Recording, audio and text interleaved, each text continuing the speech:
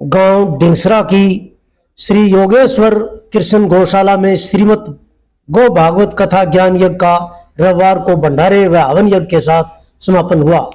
इस दौरान कथावाचक लाडली किशोरी वृंदावन ने 7 दिन तक संगीतमयी कथा का वाचन किया। कथा समापन पर रविवार को श्रद्धालु मधुर भजनों पर झूमने को मजबूर हो गए। लाडली किशोरी ने कहा कि गौ कथा गंगा में गोता लगाने से मन पवित्र होता है। मन से विचारों में पवित्रता आती है। विचार पवित्र बनने पर ही समाज में वासुदेव कुटुंब की भावना आती है। उन्होंने कहा कि मानव हित के लिए हमें मनुष्य जीवन मिला है, जिसमें हमें हर जीव के लिए हितकारी कार्य करते हुए पुण्य का भागी बनना चाहिए। जरूरतमंद व बीमार के लिए दवाई दिलाना व आर्थिक मदद करना सबसे बड़ा दान है। इसलिए गौ माता की सेवा के साथ बीमार पशु अथवा मनुष्य के लिए एकजुटता के साथ आगे आकर निस्वार्थ भाव से कार्य करें। उन्होंने बताया कि गौ सेवा ही उत्तम सेवा है। इससे मनुष्य के पाप कट जाते हैं और मनुष्य पुण्य का भागी बनता है। इस दौरान गौशाला में भंडारे का आयोजन भी किया गया।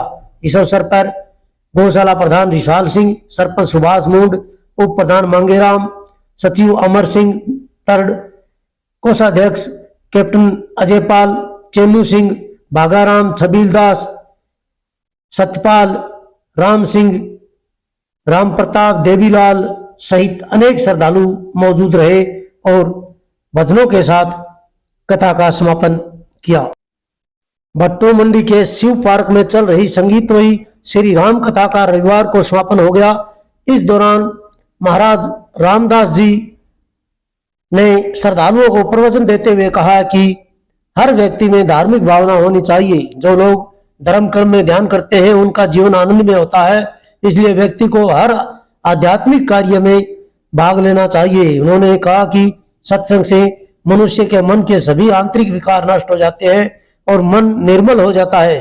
प्रत्येक व्यक्ति को बुरी आदतों व व्यसनों का त्याग कर सत्संग की बातों पर अमल करना चाहिए। इससे मनुष्य का जीवन सफल हो सकता है। इन दिनों इंसान बुरे कर्मों के भौर जाल में फंसता जा रहा है। उसे अच्छाई और बुराई का ज्ञान नहीं है। जो लोग सत्संग रूपी सागर में भाग लेते हैं वे अपने बुरे कर्मों से मुक्ति पाने के भागीदार बनते हैं। मनुष्य के अंदर अच्छे कर्म करने की लालसा होनी चाहिए। ऐसे व्यक्ति के लिए बुरी घड़ी भी परमात्मा की कृपा से अच्छी हो जाती है। उन्होंने कहा कि मनुष्य को अपने निजी स्वार्थ का त्याग कर अपने समय में से कुछ समय निकालकर भगवान का सिमरन करना चाहिए और अपनी कमाई में से कुछ पैसा समाज सेवा में खर्च करना चाहिए।